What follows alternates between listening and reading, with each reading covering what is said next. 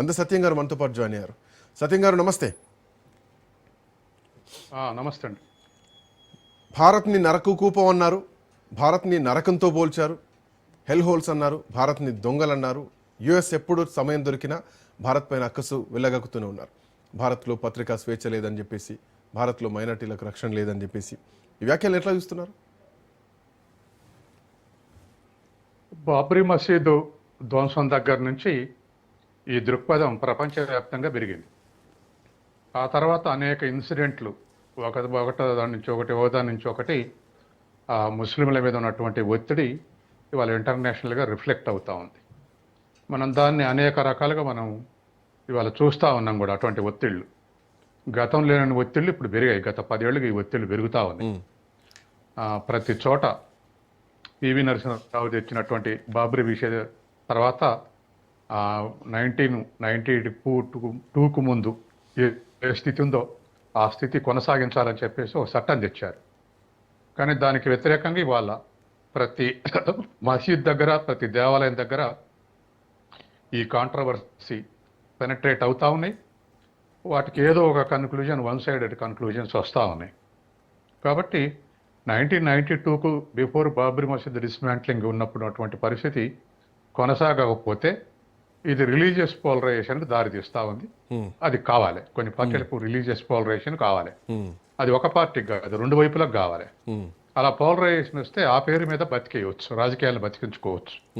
కాబట్టి ఇది వన్ సైడెడ్గా బీజేపీని అనాల్సిన పని లేదు.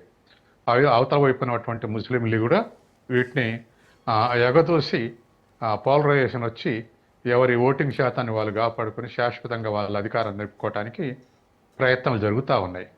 మంది ప్యూర్ డెమోక్రటిక్ కంట్రీ. ఈ డెమోక్రటిక్ కంట్రీలో వివిధ మతాలకు, వివిధ కులాలకు, వివిధ ప్రాంతాలకు అన్నిటికి కూడా స్వేచ్ఛ ఉంది, రాజ్యాంగంలో ఈక్విటీ ఉంది వీళ్ళ విషయంలో. కాబట్టి ఇవి ఇవాళ ప్రజల్లో ఉన్నటువంటి విషయాలు మనకు తెలిసిందే. దరిదాపు సుప్రీంకోర్టు, హైకోర్టు చేయాల్సినటువంటి న్యాయాన్ని బుల్డోజర్ల ద్వారా చేస్తూ ఉన్నారు. ఇది కరెక్ట్ కాదు కదా. డెమోక్రటిక్ కంట్రీ అని చెప్పుకుంటూనే ఇటువంటి పని చేస్తే మరి న్యాయ వ్యవస్థ ఇంకా ఎందుకు అవసరం లేదు కదా. కాబట్టి ఇప్పుడున్నటువంటి పరిస్థితుల్లో ఇవే ఇంటర్నేషనల్గా రిఫ్లెక్ట్ అవుతున్నాయి. కాబట్టి సహజంగానే ఇతర దేశాల్లో ఈ రియాక్షన్ వస్తుంది. ఇక్కడ క్రిస్టియన్స్ మీద దాడితే వెస్ట్ రియాక్ట్ అవుద్ది, ఇక్కడ ముస్లింలు దాడితే గల్ఫ్లో రియాక్ట్ అవుద్ది.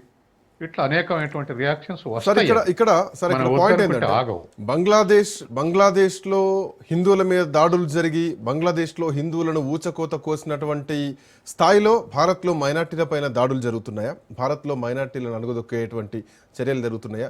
సో ఎక్కడో ఒక దగ్గర అల్లర్లు జరిగితే అది కూడా ఎక్కడి నుంచో బయట నుంచి వచ్చినటువంటి రోహింగ్యాల, లేదంటే బయట నుంచి వచ్చినటువంటి బంగ్లాదేశీల, సో ఆ ఉద్దేశంతో జరిగినటువంటి గొడవలే భారత్లో ఉన్నాయి తప్ప మైనార్టీలు దేశంలో భద్రంగానే ఉన్నారన్నటువంటి మాట వాస్తవం కాదా?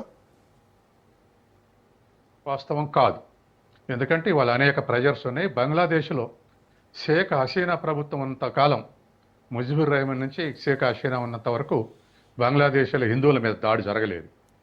హసీనా కూలిపోయిన తర్వాత బంగ్లాదేశ్లో హిందువుల మీద దాడులు జరిగినాయి. భారతదేశం మొత్తం ఖండించింది. అన్ని రాజకీయ పార్టీలు ఖండించినాయి, అన్ని మత సంస్థలు ఖండించినాయి. కాబట్టి బంగ్లాదేశ్ను కొలబద్ద తీసుకుంటే మనం డిగ్రేడ్ అయినట్టు. బంగ్లాదేశం అబ్సల్యూట్గా తప్పు చేస్తుంది అక్కడ హిందువుల మీద దాడి జరగటం అనేటువంటిది.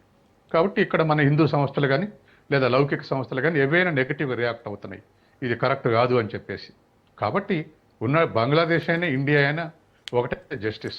ఇక్కడ మైనారిటీస్లు ముస్లింలైనా, అక్కడ మైనారిటీలు హిందువులైనా వాళ్ళకి కావాల్సినటువంటి రైట్స్ను వాళ్ళని ప్రొటెక్ట్ చేయాల్సినటువంటి అవసరం ఉంది. కాబట్టి ఎక్కడ మైనారిటీస్ దాడులు జరిగితే మరి ఇన్ని దేశాల్లో ఉన్నట్టు మైనారిటీస్ అంతా ఎక్కడ పోవాలి? ఇవాళ మన భారతీయులు గల్ఫ్ కంట్రీస్లో 90 లక్షల మంది పనిచేస్తున్నారు. దాడులు జరిగేటట్టయితే ఇక్కడ 1 కోటి మందికి ఉద్యోగాలు వచ్చాయా గల్ఫ్లో? కాదు కదా. అట్లాగే హిందువుల మీద దాడులు జరిగేటట్టయితే అమెరికాలో 50 లక్షల మంది ఉన్నారు.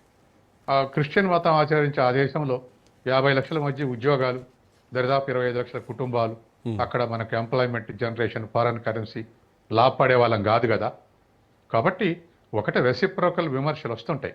ఇక్కడ జరిగిన దానికి రియాక్ట్ అవుతూ ఉంటారు. కాబట్టి మనం ఇతర దేశాలను తిట్టే కన్నా మనం సరి చేసుకుంటే. సరే, మీరు ఇందాక మీ మాటల్లో కూడా బుల్డోజర్ సిస్టమ్ అని చెప్పేసి ఉత్తరప్రదేశ్ని ప్రస్తావించారు. సో ఇక్కడ ఉత్తరప్రదేశ్ బుల్డోజర్ సిస్టమ్ నడుస్తుందండి. బట్ అక్కడ పాయింట్ ఏంటంటే సార్, అక్కడ ఒక వర్గాన్ని టార్గెట్ చేస్తూ అంటే ఒక మైనార్టీ వర్గాన్ని టార్గెట్ చేస్తూ దాడులు జరిగినాయని నేను అనట్లా. అక్కడ ఉన్నటువంటి మాఫియా కానీ, అక్కడ ఉన్నటువంటి రౌడీయిజం కానీ, అక్కడ ఉన్నటువంటి గూండాయిజం కానీ వాళ్ళని దారిలోకి తీసుకురావడానికి ఈవెన్ నిన్న మొన్న జరిగినటువంటి ఎన్కౌంటర్లో కూడా అదే భాగంగా కనిపించింది తప్ప పర్టికులర్గా టార్గెటెడ్గా ముస్లింలే టార్గెట్, మైనార్టీలే టార్గెట్ అన్నటువంటి దాడులు మాత్రం కాదు కదా. ఇప్పుడు మైనార్టీలా మెజారిటీలా కాదు, అసలు ఆ జస్టిస్ జ్యుడిషియరీ చేయాల్సినటువంటి పని పోలీసులకి అప్పగిస్తే ఇంకా జ్యుడిషియరీ ఉంటుంది. రాజ్యాంగానికి కట్టుబడి వ్యవహరించాలి తప్ప ఉత్తరప్రదేశ్లో బీజేపీ చేసిన, కేరళలో కమ్యూనిస్టులు చేసిన, బెంగాల్లో టీఎంసీ చేసిన తప్పే. ఒకళ్ళకు రైట్ ఒకళ్ళు తప్పు ఉండకపోవటం కాదు, ఏ ప్రభుత్వం చేసినా తప్పే. కాబట్టి బుల్డోర్ జస్టిస్ కరెక్ట్ కాదు. ప్రభుత్వం జ్యుడిషియరీకి పోయి ఏదున్నా ప్రభుత్వం శిక్షించడం కాదు, ప్రభుత్వం జ్యుడిషియరీకి అప్పచెప్పాలి. ట్రయల్ అయిన తర్వాతనే ఆ శిక్ష అమలు చేయాలి. నేరుగా ప్రభుత్వం శిక్షించడం ఊరుకుంటే ఇంకా అది చివరికి ఆటోక్రసీగా దారితీస్తుంది. అది ఒకవైపు మనం సమర్థించుకుంటూ పోతే మిగతా రాష్ట్రాల్లో ప్రభుత్వాలు కూడా అవే చేయడం కరెక్ట్ అయితే ఇంకా మరి డెమోక్రటిక్ నామ్స్ ఏముంటాయి. కాబట్టి ఒక ఉత్తరప్రదేశ్ ఎగ్జాంపుల్ తీసుకోవాల్సిన పని లేదు. వీటినే బేస్ చేసుకొని మిగతా దేశాలు కామెంట్ చేయడం ఎంతవరకు కరెక్ట్? మిగతా దేశాలు వాళ్ళ దేశాలు జరిగే లోపాలు కూడా మనం లేవనెత్తుతున్నాంగా. చైనాలో టిబెటియన్లు అణిచేస్తే మనం ఎందుకు స్థావరం ఇచ్చాం? టిబెట్ మా దలైలామాకు ఎందుకు స్థావరం ఇచ్చాం? మనం ఎందుకు ప్రొటెక్షన్ ఇస్తున్నాం? దశాబ్దాలుగా టిబెటీలను అణిచేస్తుంటే టిబెట్ తిరుగుబాట్లకు ప్రతినిధి దలైలామా. అటువంటి దలైలామాకు మనం ఎందుకు ప్రొటెక్షన్ ఇస్తున్నాం? బంగ్లాదేశ్లో ఉన్నటువంటి వాటికి వ్యతిరేకంగా హసీనాకు మనం ఎందుకు ప్రొటెక్షన్ ఇస్తున్నాం? ఎందుకు ఇస్తున్నాం అంటే వీళ్ళకి అన్యాయం జరుగుతుంది, డెమోక్రటిక్ కాకుండా ఆటోక్రాటిక్గా దాడులు చేస్తున్నారు కాబట్టి ఇస్తున్నాం. కాబట్టి ఇతర దేశాలు కూడా అట్టే రియాక్షన్స్ వస్తాయి. అందుకని మనం మసూద్ని ఎందుకు విమర్శిస్తున్నాం? పాకిస్తాన్ ఎందుకు విమర్శిస్తున్నాం? ఒక టెర్రరిస్టుకు ఆశ్రయం ఇచ్చినందుకు మనం పాకిస్తాన్ వ్యతిరేకిస్తున్నాం. కాబట్టి ఇటువంటి రియాక్షన్స్ ఇంటర్నేషనల్గా చైన్ రియాక్షన్స్ ఉంటూనే ఉంటాయి. కానీ ఏదేమైనా ఒక దేశాన్ని